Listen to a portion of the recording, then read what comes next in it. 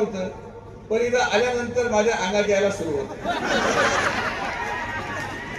कारण की या जागेतून खरं संगमनेरच्या परिवर्तनाचा इतिहास लिहायला तुम्ही सगळ्या लोकांनी सुरुवात केली आणि तो परिवर्तनाचा इतिहास तुम्ही आपल्या हाताने लिहिला.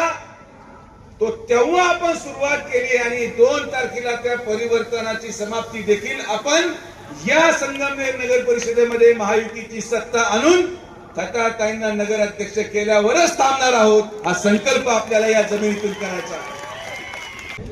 आता मी आलो नाही तर बऱ्याचशा चर्चा सुरू झाल्या, स्वाभाविक आहे. काहीतरी चर्चा पण झाली पाहिजे. निवडणूक असली आणि चर्चा झाली नाही तर निवडणुकीला मजा नाही.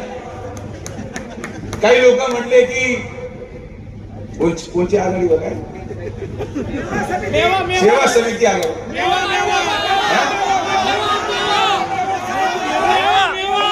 मेवा समिती आघाडी. काही लोक म्हटले की हे लोक उभे राहून अपक्ष उभे राहिलेले आहेत, यांना माननीय मुख्यमंत्र्यांनी काहीतरी शब्द दिलाय, असं झालंय तसं झालंय म्हणून सुजय विखे इथं येत नाही.